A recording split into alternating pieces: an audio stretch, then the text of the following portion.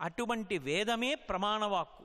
ఆ శృతిలో చెప్పబడినటువంటి విషయాన్ని, వేదాంతర్గతమైన విషయాన్ని మనం తెలుసుకోగలమో తెలుసుకోలేమో, మనం చదువుకుంటామో చదువుకోలేమో అని ఆ వేదంలో ఉన్నటువంటి విషయాన్నే వేరొక ప్రమాణంగా మనకి అందించినటువంటి మహాపురుషులు ఋషులు.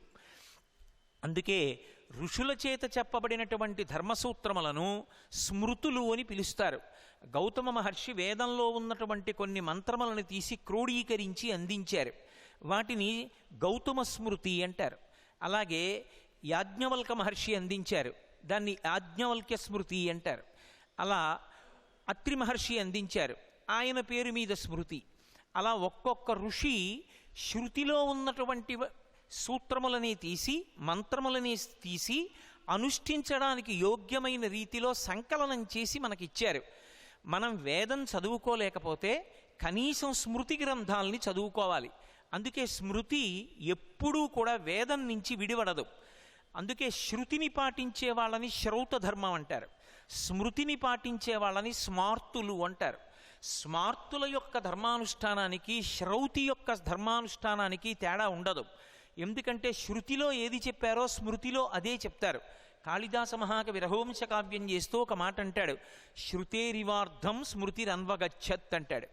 దూడ ఆవు వెంట ఎలా వెడుతుందో అలా స్మృతి శృతిని అనుసరించి వెడుతుంది. వేదంలో ఉన్నదాన్ని స్మృతి గ్రంథాలు చెప్తాయి. వేదం తెలియకపోతే ప్రమాణంగా స్మృతిని స్వీకరించాలి. నాకు శృతి స్మృతి కూడా తెలియవండి అంటే అప్పుడు పురాణాన్ని స్వీకరించాలి. పురాణం ఎందుకు వింటారు అంటే పురాణం 5 లక్షణముల చేత ఉంటుంది. సర్గశ్చ ప్రతిసర్గశ్చ వంశో మన్వంతరానిచ వంశానుచరితం చైవ పురాణం 5 లక్షణం. వేదంలో ఉన్న విషయాన్ని భూతద్దంలో పెట్టి చూపిస్తుంది. చరిత్ర వేరు, పురాణం వేరు. పురాణమునకు ఇతిహాసము అని పేరు. ఇతిహాసము అంటే ఇతిహాసం, ఇది ఇట్లే జరిగినది, ఇది ఇలా జరగలేదు, కాల్పనికము, ఎవరో కృతకంగా రచించినటువంటిది కాదు. యథార్థముగా ఏది జరిగిందో దాన్నే మనకి పురాణ రూపంలో అందిస్తారు. అందుకే పురాణంలో మీకు కనపడేటటువంటి వ్యక్తులను ఎప్పుడూ కూడా పాత్రలని పిలవకూడదు.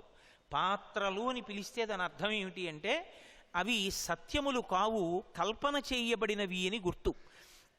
ఎవరో కూర్చుని ఒక పుస్తకాన్ని రచన చేశాడనుకోండి, ఆయన ఒక కథని సృజించాడు. అప్పుడు అందులో ఉన్నటువంటి పాత్రలని పాత్రలు అంటారు, తండ్రి తల్లి అన్న తమ్ముడు వాళ్ళని. కానీ రామాయణంలో రామచంద్రమూర్తి యొక్క జీవితం కానీ, మహాభారతంలో చెప్పబడిన విషయాలు కానీ, భాగవతాదులలో చెప్పబడిన విషయాలు కానీ చరిత్ర కావు, అవి ఇతిహాసం. అంటే అలాగే జరిగినవి. అందుకే శ్రీరామాయణంలో వాల్మీకి మహర్షి కూడా వ్యక్తి, మహాభారతంలో వ్యాస మహర్షి కూడా ఒక వ్యక్తి. అందులో వారికి కూడా భాగం ఉంది. అది కల్పించి రచింపబడలేదు. చరిత్రలో ఉండేటటువంటి పరిమితి, పురాణానికి ఉండేటటువంటి విశాలమైన దృక్పథము వేరుగా ఉంటాయి. చరిత్ర ఒక వ్యక్తి జీవితం ఎక్కడ పరిసమాప్తమైందో అక్కడ ఆగిపోతుంది. శ్రీకృష్ణదేవరాయల వారు ఎప్పుడు పుట్టారు, ఎలా పెరిగారు, ఎవరి దగ్గర చదువుకున్నారు, రాజ్యాన్ని ఎలా పరిపాలించాడు, ఎవరిని వివాహం చేసుకున్నాడు, ఎందుకు చనిపోయాడు, ఎప్పుడు చనిపోయాడు, ఇది చెప్తే చరిత్ర. కృష్ణదేవరాయలు వారనబడేటటువంటి పేరుతో ఆ జీవుడు అంత సంస్కార బలంతో రావడానికి కారణం ఏమిటి, ఆ జీవుడు అంతకుముందు ఏ పుణ్యం చేస్తే అటువంటి సంస్కార బలాన్ని పొందాడు, కృష్ణదేవరాయల వారిగా ఒక శరీరంలో ఉన్నప్పుడు ఏం చేశాడు, ఆ చేసినటువంటి కర్మల యొక్క ఫలితం చేత శరీరం పడిపోయేటప్పుడు చిట్ట చివరి ఆలోచనగా ఏది ఆయనలో ఉంది, ఆ ఆలోచన కారణం చేత శరీరం పడిపోయిన తర్వాత కృష్ణదేవరాయల వారి జీవుడు ఏమయ్యాడు, ఇది చెప్పగలిగినది పురాణము. అందుకే పురాణం ఒక జీవుడు ఏమయ్యాడో చెప్తుంది. చెప్పినప్పుడు వేదాన్ని ప్రమాణం చేసుకుని చెప్తుంది. వేదాన్ని ప్రమాణం చేసుకుని పురాణం మాట్లాడితే పురాణాన్ని విన్నా, పురాణాన్ని చదివినా, వేదాన్ని భూతద్దంలో పెట్టి చూపించింది కనుక మనం పట్టుకోకూడనివి పట్టుకుంటే ఇలా పాడైపోతాం, ఏది పట్టుకోవాలో అది పట్టుకుంటే మనం బాగుపడతామని మనకి ఆ పురాణ శ్రవణము వలన బుద్ధి అధ్యవసాయమును పొంది జీవించవలసినటువంటి రీతిలో జీవించి మనుష్య శరీరాన్ని సార్థక్యం చేసుకునేటటువంటి అవకాశం కలుగుతుంది. అందుకే శృతి, స్మృతి, పురాణము ఈ 3 ప్రమాణవాక్కులు. ఈ మూడు కూడా తెలియకపోతే, ఈ మూడు కూడా లేకపోతే ఈ లేకపోవడం అన్నది ఉండదు. సీతమ్మ తల్లి సుందరకాండలో అడుగుతుంది రావణాసురుణ్ణి, అసలు ఇహసంతో నవాసంతి సతోవా నానువర్తసే తథాహి విపరీతాదే బుద్ధిరాచారవర్జిత అని అడిగింది. ఇక్కడ చెప్పేవాడు లేడా? చెప్పినా వినవా? ఎక్కడుంది దోషం అని అడిగింది ఆవిడ. చెప్పేవాళ్ళు లేకపోవడం అన్నది ఉండదు లోకంలో. చెప్పేవాణ్ణి పరమేశ్వరుడు ఎప్పుడూ ఉంచుతాడు, కాలమునందు వస్తూ ఉంటారు. కానీ చెప్పినటువంటి వాడు చెబుతున్నా ఆ చెప్పిన విషయము సత్యమని పూనికను పొంది మనం దాన్ని అనుష్ఠించాలనేటటువంటి అధ్యవసాయము బుద్ధి యందు ఏర్పడనంత కాలము అది రాతి మీద ఉన్న విత్తనం మీద వర్షపు చినుకు పడితే ఎలా ఉంటుందో, ఆ అవతల వ్యక్తి చాలా విషయం తెలుసున్నటువంటి వాడు, భగవద్భక్తి కలిగినటువంటి వాడు, ఆస్తిక్య బుద్ధి కలిగినటువంటి వాడు మాట్లాడినా అవతలవాడు పొందేటటువంటి ప్రయోజనం అంతే ఉంటుంది. రామకృష్ణ పరమహంస అంటుండేవారు, ఒక మేకు దిగాలి అంటే గోడకి ఒక గుల్లబారుతనం ఉండాలి, ఉంటేనే ఆ మేకు దిగుతుంది, లేకపోతే ఆ మేకు దిగదు. అలాగే అసలు మొట్టమొదట ఆ శాస్త్రమును ప్రమాణంగా స్వీకరించి వినాలనేటటువంటి స్థిరమైన బుద్ధి ఉండాలి. ఆ బుద్ధి లేనంత కాలం మహాత్ములు కాదు, పెద్దలు కాదు, ఎంతమంది ఎన్ని చెప్పినా దాని వలన విన్నటువంటి వాడికి ఏం ప్రయోజనం కలుగుతుంది అంటే చెప్పడం చాలా చాలా కష్టం. ఎందుచేత అంటే మీరు ఒకటి ఆలోచించండి, శోభానాయుడు గారు వచ్చి ఈ వేదిక మీద నృత్యం చేశారనుకోండి, నృత్యం అంతా చూసి మీరు ఇంటికి వెళ్ళిపోయి అబ్బా ఎంత బాగా నాట్యం చేసిందే మహాతల్లి అని భార్యతో చెప్తే సరిపోతుంది. ఎంత బాగా చేశారండి, ఏం చేశారండి అంటే మనం చేసి చూపించలేము, చేసి చూపించక్కర్లేదు కూడా, చాలా బాగా చేశారంటే చాలు. కానీ మన జీవితానికి అభ్యున్నతిని కల్పించేటటువంటి ప్రమాణవాక్కులకు సంబంధించిన వ్యాఖ్యానములతో కూడిన ప్రసంగములు విన్నప్పుడు మీరు చాలా బాగా చెప్పారని కితాబులు ఇవ్వడానికి ఆ ప్రసంగాలు కావు. అవి దేనికి పనికొస్తాయంటే వాటిని ప్రమాణంగా తీసుకుని మన జీవితంలో అనుష్ఠాన పర్యంతంలోకి తెచ్చుకోవడానికి వాడుకోవాలి తప్ప బాగా చెప్పారన్న కితాబు అవతల వారికి ఇవ్వడం కోసం అవి ఉపయోగపడేవి కావు. చెప్పేటప్పుడు వాగ్ధార ఎంత గొప్పగా ఉంటుందన్న దానితో సంబంధం లేదు. ఎంత ఆగి ఆగి చెప్పినా గంభీరంగా ఉన్న విషయాన్ని, సత్యాన్ని ప్రమాణంగా తీసుకుని చెప్పగలిగినటువంటి వ్యక్తి అయి ఉన్నప్పుడు అటువంటి వ్యక్తిగా మాట్లాడడమే చాలు. అది మనకి శిరసా అవధరించవలసినటువంటి విషయం అవుతుంది. అందుకే శృతి, స్మృతి, పురాణము ఈ మూడు కూడా మనకి అందుబాటులో లేకపోతే అప్పుడు శిష్టాచారం. శిష్టాచారం అంటే సమాజంలో పెద్దలైనటువంటి వారు ఎవరుంటారో, ఎవరు శాస్త్రాన్ని ప్రమాణంగా తీసుకుని ఆచరిస్తారో అటువంటి వారిని చూసి వారు ఎలా ప్రవర్తిస్తున్నారో మనం కూడా అలాగే ప్రవర్తించాలి. అప్పుడు శిష్టాచారము ప్రమాణవాక్కు. పరమ అధమపక్షమైనటువంటి ప్రమాణం ఏది అంటే ఐదవది పరమ అధమపక్షం. అంటే ఇక చెప్పడానికి అవకాశం లేకపోతే చిట్ట చివరి ప్రమాణవాక్కుగా ఐదోది చెప్తారు. ఏది అంటే అంతరాత్మ ప్రబోధం. అంతరాత్మ ప్రబోధము అన్న మాటకు అర్థం ఏంటంటే మనలో అంతరాత్మ ఉంటుంది, అది ఎప్పుడూ మంచిని చెప్తుంది తప్ప అది చెడు చెప్పదు. ఇక్కడ నాకు బంగారం గొలుసు కనపడింది అనుకోండి, ఆ గొలుసు తీసుకో అందాం అనిపించింది అనుకోండి, ఆ గొలుసు తీసుకోదు. తప్పు నీకెందుకు? ఆ గొలుసు నీకు సంబంధించినది కాదు. అది తీసుకుని ఎంత పాపం మూట కట్టుకుంటావు? తీయకు, దాన్ని తీసి నీ జేబులో వేసుకోకంటుంది. అంతరాత్మ ప్రబోధాన్ని ఇక 4 ప్రమాణములు సమాజంలో దొరకకపోతే, లుప్తమైపోతే ఐదవ దాన్ని ప్రమాణంగా స్వీకరించమని వేదం.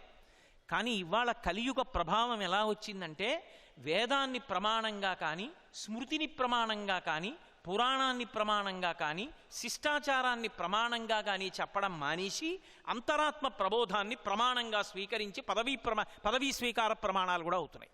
అంటే ఎంత అధమ స్థాయిలోకి మనం యుగధర్మంలో జారిపోయామో మనకు అర్థమవుతుంది. ఏది మనకి ప్రమాణము అంటే వేదము ప్రమాణం. వేదాన్ని ప్రమాణంగా తీసుకుని మాత్రమే మనం జీవించవలసి ఉంటుంది. ఇక్కడ మీరు ఒక్క విషయాన్ని కొంచెం జాగ్రత్తగా గమనించవలసి ఉంటుంది. ఈ వేదాన్నంతటినీ కూడా నిజానికి ఏ ఒక్కరూ చదవడం సాధ్యం కాదు. ఎందుచేతనే అంటే అనంతో వై వేదాహ, వేదములు పెద్ద రాశి కింద పడిపోయాయి. శ్రీరామాయణంలో భరద్వాజ మహర్షి 100 సంవత్సరముల ఆయుర్దాయం ఇవ్వమని బ్రహ్మగారిని అనేక పర్యాయములు అడిగినప్పటికీ ఆయన ఎంత వేదం చదివినా ఇంకొక 100 ఏళ్ళు ఇమ్మన్నాడు. బ్రహ్మగారు అన్నారు, నీకు ఇన్ని నూర్లు ఆయుర్దాయం ఇచ్చాను, నువ్వు చదివినదెంతో చూపిస్తున్నాను చూడమన్నాడు. ఒక ఇసుక రేణువు. నువ్వు చదవవలసినది చూపిస్తానన్నాడు. పర్వతం అంతుంది. అనంతో వై వేదాహ, అంత వేదాన్ని కలియుగంలో ఉండేటటువంటి వాళ్ళ ఆయుర్దాయం చూస్తే 100 సంవత్సరాలు. శతమానం భవతి శతాయు పురుషస్య తేంద్రియ ఆయుష్దేవేంద్రియే ప్రతిష్టతి. ఎక్కడో మహానుభావులు పరమధర్మాత్ములు నాదోపాసన చేసినటువంటి శ్రీపాద పినాకపాణి గారి వంటి వారైతే 100 సంవత్సరములు ఉంటున్నారేమో. 100 సంవత్సరములు పరిపూర్ణాయుర్దాయాన్ని పొంది కణజాలం విచ్ఛిన్నమైపోకుండా విషయాలు జ్ఞాపకంలో ఉండి ఇంకా భగవంతుడి గురించి విచారణ చెయ్యగలిగినటువంటి దక్షతతో కూడుకున్న శరీరములు 100 సంవత్సరములు వచ్చినా ఎక్కడున్నాయి? లేవు.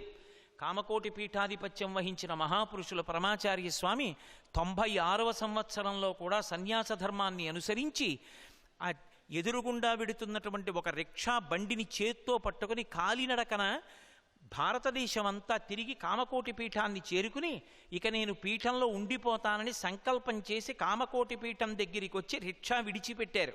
చక్రం విరిగిపోయింది.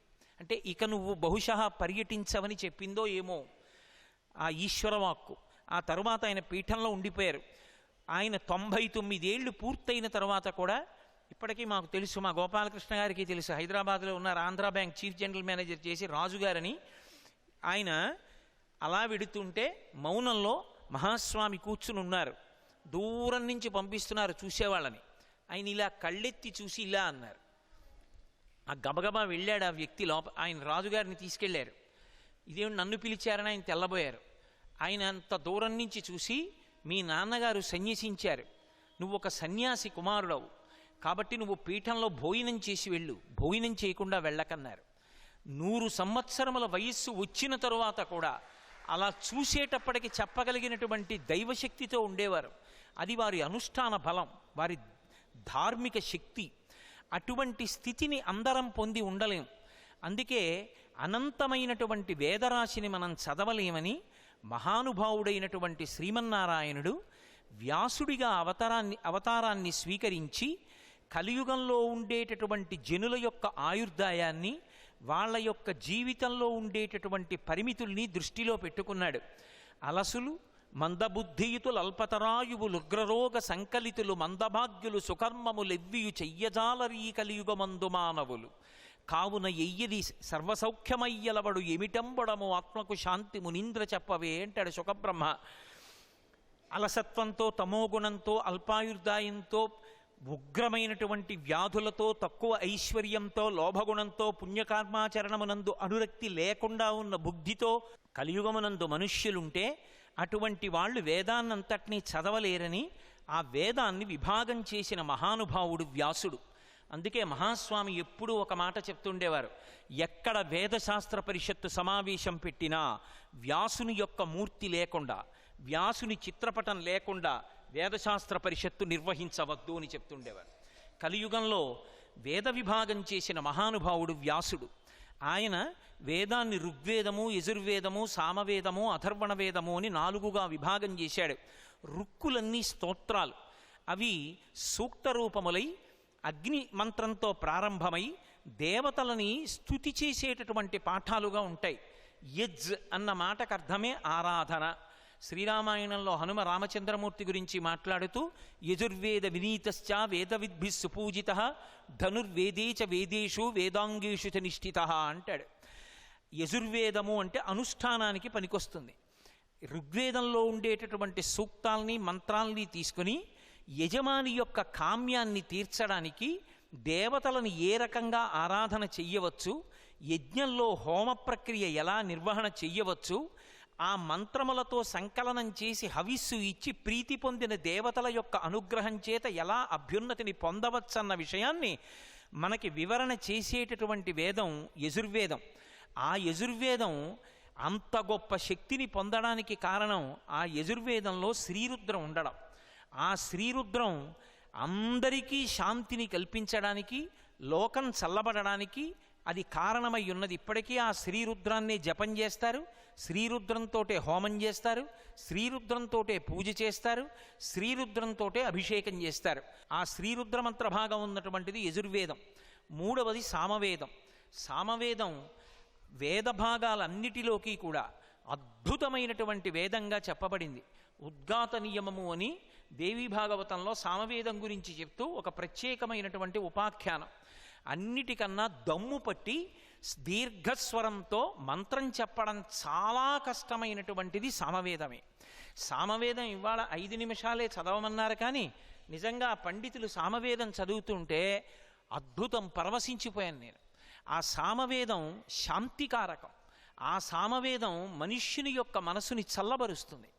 అందుకే సామవేదం చదివేవాళ్ళు ఎప్పుడైనా స్వరభంగం అయితే దోషం పట్టకూడదు. దోషం పట్టిన కారణం చేత ఉద్గాత గోభిలుడు శపించాడు ఆ యజమానిని. మూర్ఖుడైనటువంటి కొడుకు పుట్టాడు.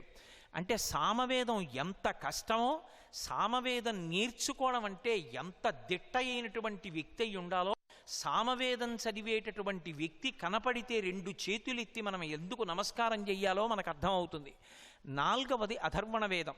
అధర్వవేదము అంటారు. అధర్వణుడన్న ఋషి యొక్క ఆధారంగా వచ్చింది.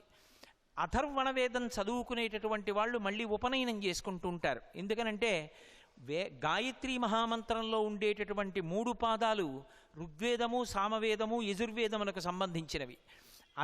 అధర్వ వేదానికి గాయత్రి వేరు. అందుకే వేరు ఉపనయనం చేసుకుంటే తప్ప అధర్వణ వేదాన్ని చదవరు. అంత 4గా వేదాన్ని విభాగం చేసి జైమిని, పైలుడు, సుమంతుడు, వైశంపాయనుడు అనబడేటటువంటి 4 మహర్షుల్ని పిలిచి తన శిష్యులకి 4 వేదాల్ని అప్పచెప్పి ఆ వేదములు స్వరబద్ధంగా శిష్యులకు ప్రబోధం చేయబడుతూ లోకంలో వ్యాప్తి చెందేటట్టుగా అనుగ్రహించినటువంటి మహానుభావుడు వ్యాసుడు. వేద విభాగం చేశాడు కాబట్టి ఆయనకి వేదవ్యాసుడు అని పేరొచ్చింది. ఆ వేదం ఒక్కదాన్ని మనం అందుకోలేమేమోనని మళ్ళీ 18 పురాణములను ఇచ్చి పంచమ వేదమైనటువంటి భారతాన్ని కూడా ఇచ్చినటువంటి వాడు వ్యాసభగవానుడు. అటువంటి వ్యాసుడికి నమస్కరించి వేదశాస్త్ర పరిషత్తుని ప్రారంభం చేసి ఆయన మూర్తిని పెట్టుకుని నమస్కరిస్తారు. ఆ వ్యాసుడికి నమస్కరించడానికే ఏడాదికొకసారి తప్పకుండా ఆషాఢ మాసంలో వచ్చేటటువంటి పౌర్ణమిని గురు పౌర్ణమి అన్న పేరుతో వ్యాస పౌర్ణమి అని వ్యాస భగవానుడి రూపంలో గురువులకి నమస్కరించడం సంప్రదాయంగా వస్తున్నటువంటి ఆ తిథి. అంటే వ్యాసుడు అంత సమున్నతమైన స్థానంలో కూర్చుని ఉంటాడు. వ్యాసోచ్ఛిష్టం జగత్సర్వం. ఈ లోకంలో ఉన్న వాంగ్మయం అంతా కూడా వ్యాసుని యొక్క ఉచ్ఛిష్టం. వ్యాసుడు లేనినాడు అసలు ఇంత వాంగ్మయం లేదు. సరే, ఈ ప్రసంగాన్ని ప్రారంభం చేసే ముందు నా ప్రక్కన కూర్చున్నటువంటి ఆధ్యక్షం వహించినటువంటి పెద్దలు ధర్మం గురించి 2 మాటలు ప్రస్తావించారు. ధర్మము అనేటటువంటి దాన్ని తెలుసుకోవడానికి ప్రమాణము వేదం ఒక్కటే అని నేను మీతో మనవి చేశాను. ఆ వేదం చదువుకోకపోతే స్మృతి, పురాణము, శిష్టాచారము, అంతరాత్మ అని. ఇందులో అసలు ధర్మము అనేటటువంటి మాటని జాగ్రత్తగా అర్థం చేసుకోవాలి. ధర్మము అన్న మాట జాగ్రత్తగా అర్థం కానంత కాలము అయోమయావస్థలో కొట్టుమిట్టాడుతుంటాడు. ధర్మము అన్న మాటని అర్థం చేసుకోవడము అంటే భగవంతుడు ఎలా చెప్పాడో అలా జీవించడానికే ధార్మికమైన జీవితము అంటారు. భగవంతుడు చెప్పినట్టు జీవించడం అన్న మాట ఎందుకు వస్తుంది అసలు? ఏమి బుద్ధినిచ్చిన వాడు నీ ఇష్టం వచ్చినట్లు ప్రవర్తించని ఎందుకు అనకూడదు? మీరొక్కటి ఆలోచించండి. నా కొడుక్కి ఫీజు నేనే కడతాను. నా కొడుకుని ఒక కాలేజీలో నేనే చేర్పించాను. వాడికి పుస్తకాలు నేనే కొనిచ్చాను. కానీ వాడికి 100 రూపాయలు జేబులో పెట్టి, ఒరే నువ్వు కాలేజీ నుంచి వచ్చేటప్పుడు ఎప్పుడైనా ఇబ్బంది ఏర్పడితే, హఠాత్తుగా నీకు ఏ బస్సు దొరకకపోతే ఏం బెంగ పెట్టుకోకు, 100 రూపాయలు ఇచ్చి ఆటోలో వచ్చి, లేదా నువ్వు పట్టుకెళ్ళినటువంటి క్యారేజీలో అన్నం తింటూ ఉండగా గిన్నె నీ చేయి తగిలి కింద పడిపోతే ఆకలితో ఉండకు, ఓ 20 రూపాయలు పెట్టి నీకు కావలసింది ఏదైనా తిను, పండో ఫలమో కొనుక్కుని అని నేను 100 రూపాయలు ఇచ్చాను. 100 రూపాయలు వాడికి ఇచ్చినప్పుడు ఆ 100 రూపాయలు వాడు ఎలా ఖర్చు పెట్టాలో కూడా నేను చెప్పాను. ఒకవేళ నేను చెప్పినట్టు వాడు ఖర్చు పెట్టకపోయి ఉండవచ్చు, కానీ అది వాడు చేసింది మాత్రం ధార్మికమైన పద్ధతిలోనే, అది ఎక్కడ చెడు పని కొరకు కాదు అని నేను అనుకున్నాను అనుకోండి, అప్పుడు నేను వాడిని తప్పు పట్టను. నేను చెప్పిన పనులే కాకుండా వాడు హఠాత్తుగా కాలేజీకి వెళ్ళినప్పుడు మంచి పుస్తకం, ఇది మీరందరూ చదవవలసిన పుస్తకం అని తీసుకొచ్చి అక్కడ పెట్టారు. అందరూ కొనేసుకోవడంలో తెచ్చిన పుస్తకాలు అయిపోతున్నాయి. ఆ పుస్తకం 100 రూపాయలు. మళ్ళీ పుస్తకాలు ఇంకో నెల పోయాక వస్తాయన్నారు. 100 రూపాయలు పెట్టి నా కొడుకు ఆ పుస్తకం కొనేసుకున్నాడు. ఇప్పుడు నా కొడుకు తప్పు చేశాడా ఒప్పు చేశాడా అంటే ఆ పుస్తకంలో ఏది ఉన్నది, అది వాడు ఎందుకు చదవాలనుకుంటున్నాడన్న దాన్ని బట్టి నేను నిర్ణయిస్తాను. నేను చెప్పనిది కొనేశాడని కొట్టేను వాడిని. వాడు కొనుక్కున్న పుస్తకం వాడికి అభ్యున్నతిని కల్పించేదనుకోండి, పరమాచార్య స్వామి వారి అనుగ్రహ భాషణముల సంకలనం అది. నేను పరమ సంతోషించి నా కొడుకుని కౌగిలించుకుంటాను. 100 రూపాయలు ఇచ్చిన నేను నా కొడుకు దాన్ని ఎలా ఖర్చు పెట్టుకోవాలో చెప్పాను. జ్ఞానేంద్రియ కర్మేంద్రియములనిచ్చి, మనసునిచ్చి, బుద్ధినిచ్చి, ఇంత శక్తిని మనుష్యునకు పెట్టినటువంటి పరమేశ్వరుడు వీటిని ఎలా వాడుకోవాలో చెప్పకపోతే నాశనం చేసేయడానికి ఒక్క ఇంద్రియం చాలు. ఒక్క కన్ను బాగా పనిచేసినందుకు ఒక జాతి నశించిపోతోంది. సర్వం శ్రీ ఉమామహేశ్వర పరబ్రహ్మార్పణమస్తు. స్వస్తి.